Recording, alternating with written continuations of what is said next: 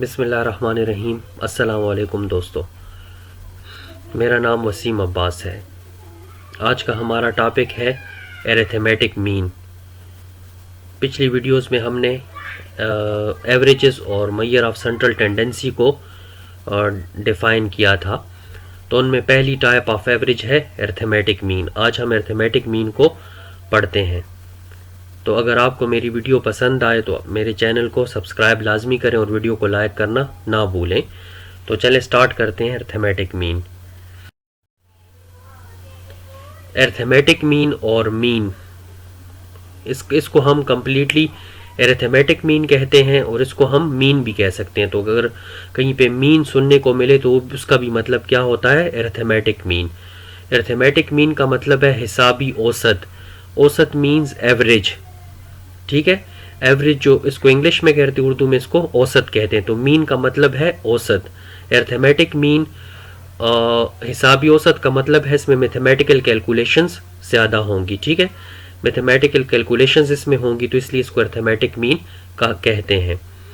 अच्छा, इसमें important point ये है, it is the most familiar type of average. ये सबसे ज़्यादा जो होती है कॉमन एवरेज है, जो हर जगह पर यूज़ होती है, ठीक है।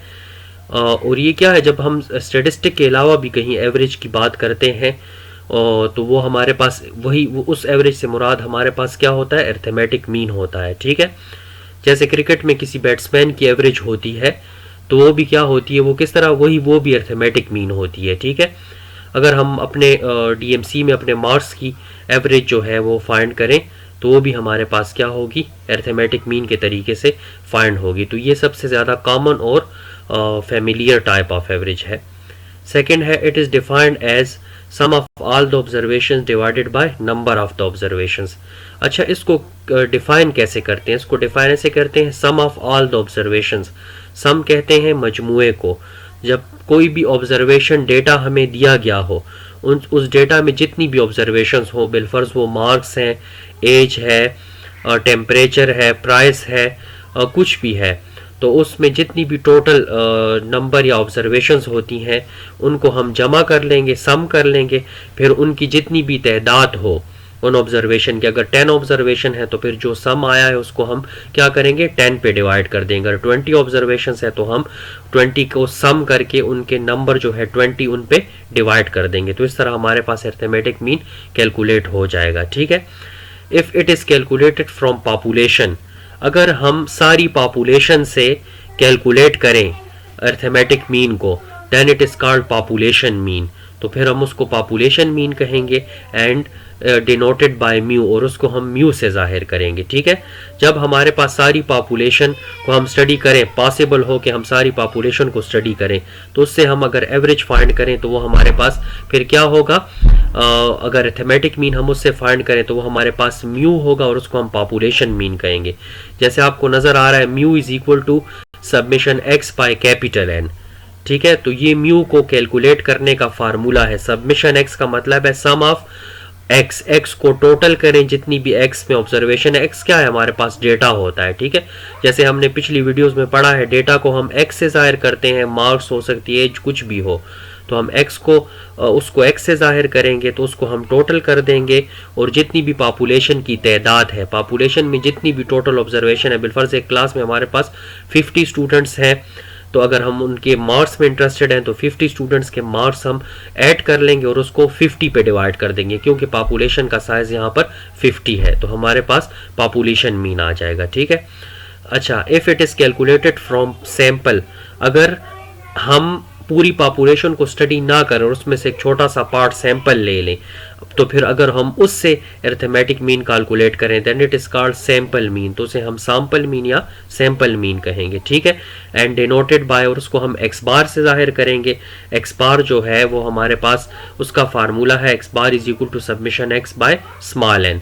जिस तरह हमारे पास 50 स्टूडेंट्स थे और हमारे पास टाइम शॉर्ट है तो हम 5 स्टूडेंट्स को सेलेक्ट कर लेते हैं, फिर 5 स्टूडेंट्स के मार्क्स हम अपने पास रिकॉर्ड कर लेते हैं, उन 5 के मार्क्स को हम जमा करके स्मॉल n जो है यहाँ पर हमारे पास सैम्पल का साइज 5 है, तो फिर हम उसको सारे 5 ऑब्जर्वेशन के मार्क्स को जमा करके उनकी तादाद 5 है उस पर डिवाइड कर देंगे, तो हमारे पास अरिथमेटिक मीन मालूम हो जाएगा। और ये अरिथमेटिक मीन जो हमारे पास x बार की शक्ल में आया होगा, ये हमारे पास क्या होगा, सैंपल मीन होगा। ठीक है, म्यू जो है, जो पॉपुलेशन मीन म्यू जिससे हम म्यू से डिनोट करते हैं, वो हमारे पास ग्रीक लेटर है। ठीक है, और एक्स बार जो है ये हमारे पास लैटिन लेटर है। अच्छा, लास्ट में हमने अरिथमेटिक मीन का फार्मूला लिखा है। Arithmetic mean is equal to sum of all observation divided by number of observations. Sum of all observations का मतलब है डेटा में जितनी भी ऑब्जर्वेशंस हैं, जितने भी स्टूडेंट्स हैं, मार्क्स हैं, कुछ भी हैं, उनको जमा कर लिया और उनकी जितनी भी तादाद हो गई वो नंबर ऑफ ऑब्जर्वेशन उस पर डिवाइड कर लिया, तो हमने अरिथमेटिक मीन इस तरीके से हम फाइंड कर सकते हैं। अच्छा, तो अब हम ज़रा अरिथमेटिक मीन को प्रैक्टिकली फाइंड करते हैं डेटा से। ये देखें, लिखा हुआ है arithmetic mean for ungroup data. Arithmetic mean जो है अनग्रुप डेटा क्या होता है, वो डेटा होता है जो फ्रीक्वेंसी के लिहाज से अरेंज ना किया गया हो। ठीक है, जैसे पिछली वीडियोस में मैंने बताया था, जिसमें फ्रीक्वेंसी प्रेजेंट ना हो तो हमारे पास अनग्रुप डेटा कहलाएगा। तो अनग्रुप डेटा से हम किस तरह करेंगे, ये एक प्रैक्टिकल एग्जांपल न्यूमेरिकल हमने ली है। To calculate arithmetic mean for ungroup data the following procedure is used. जब हमारे पास अनग्रुप डेटा और हमने अरिथमेटिक मीन फाइंड करना हो तो फिर हम इस प्रोसीजर को इस तरीके से फाइंड करेंगे। जैसे ये देखें, हमारे पास ऑब्जर्वेशन है 45, 32, 37, 46, 39, 36, 41, 48 और 36। ये मार्क्स भी हो सकते हैं, ये एज भी हो सकती है, कुछ भी हो, बिलफर्ज ये मार्क्स हैं। इसमें देखें हमारे पास ये सिर्फ डेटा है, इसमें फ्रीक्वेंसी हमें नज़र नहीं आ रही, तो ये अनग्रुप डेटा है। ठीक है, और ये फ्रीक्वेंसी के लिहाज से अरेंज नहीं हुआ, तो हम जब इससे एक्स बार फाइंड करेंगे तो हमारे पास सिंपल फार्मूला जो हमने पिछली साइड पे पढ़ा है वो क्या है, x bar is equal to summation x by n, आपको नज़र आ रहा है। तो सबमिशन एक्स क्या है, एक्स हमारे पास जितने भी ये हमें ऑब्जर्वेशन दी गई हैं ये हमारे पास एक्स है, इनको हम क्या करेंगे, जमा कर लेंगे। जैसे 45 plus 32 plus 37 plus 46 plus 39 plus 36 plus 41 और 48 और प्लस 36 सबको हमने जमा कर लिया और इनको हम काउंट करेंगे तो ये 9 है। तो इसको हम नंबर ऑफ ऑब्जर्वेशन जो स्मॉल n नज़र आ रहा है वो 9 है, उस पे हम यहाँ पर क्या कर लेंगे, ये सैंपल है, कहीं पॉपुलेशन का जिक्र नहीं है, तो ये हम सैंपल पे फाइंड करेंगे। तो 9 पे डिवाइड कर देंगे तो 360 इनका टोटल आ जाएगा। जब उसको 9 पे डिवाइड किया तो हमारे पास 60 जो है वो इनकी क्या आ जाएगी, एवरेज, इनकी एवरेज जो आ जाएगी, ये इनकी एवरेज है। ठीक है, तो इस तरीके से हम क्या कर सकते हैं, एवरेज को फाइंड कर सकते हैं। अब हम ग्रुप डेटा से एवरेज को फाइंड करते हैं। Arithmetic mean from group data. अच्छा, ग्रुप डेटा क्या कौन सा डेटा होता है, वो डेटा होता है जिसको हम फ्रीक्वेंसी के लिहाज से जो हमारे पास अरेंज हुआ होता है वो हमारे पास ग्रुप डेटा होता है, जिसमें फ्रीक्वेंसी प्रेजेंट होती है। ठीक है, तो क्या लिखा हुआ है, to calculate arithmetic mean from group data the following procedure is used. अच्छा, देखें यहाँ पर अगर आप देखें टेबल में, तो हमें टेबल में x और f नज़र आ रहा है। ये जो fx है ये हमने खुद बनाया है, तो हमें x और f के फॉर्म में डेटा दिया गया है, तो ये f हमें यहाँ पर नज़र आ रहा है। डेटा को f के लिहाज से, फ्रीक्वेंसी के लिहाज से अरेंज किया गया है, तो ये हमारे पास ग्रुप डेटा है। जब इसके लिए अरिथमेटिक मीन हम फाइंड करेंगे तो हमारे पास फार्मूला आ जाएगा, x bar is equal to summation fx divided by summation f।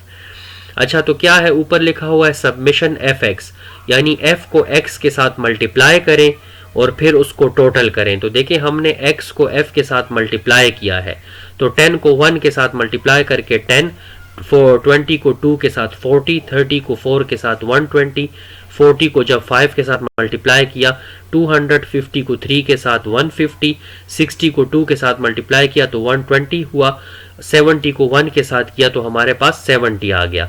तो हमारे पास fx की वैल्यूज़ क्या हुआ, x को f के साथ मल्टीप्लाई करके हमने हासिल कर लिया fx कॉलम, जो थर्ड कॉलम आपको नज़र आ रहा है। तो फार्मूले में सबमिशन fx है, तो हम क्या करेंगे, fx से हमारे पास जो कॉलम आया उसमें जितनी भी वैल्यूज़ उसको टोटल कर लेंगे तो हमारे पास 710 आ जाएगा। तो सबमिशन fx की जगह हम क्या 710 लिख लेंगे और divided by summation f, F को हम टोटल कर लेंगे, जो सिंपल हमें हमारे पास फ्रीक्वेंसी का कॉलम है उसको टोटल कर लेंगे। जब उसको टोटल किया तो हमारे पास 18 आ गया, तो 7 10 को हम 18 पे डिवाइड कर देंगे तो हमारे पास एक्स बार की वैल्यू आ जाएगी 39.44। ठीक है, तो ये हमारे पास क्या आ गया, ये हमारे पास अरिथमेटिक मीन आ गया। और अगर आप देखें तो 39.44 हमारे पास 40 के बिल्कुल पास है, तकरीबन 40 है। और 40 को अगर आप डेटा में देखें तो वो बिल्कुल दरमियानी वैल्यू है, मिडिल वैल्यू है। ठीक है, तो एवरेज हमेशा मिडिल में लाई करती है। तो ये हमारे पास arithmetic mean from group data था। तो उम्मीद है आपको समझ आ गई होगी। अगर वीडियो पसंद आए तो मेरे चैनल को सब्सक्राइब लाजमी करें। अस्सलाम वालेकुम।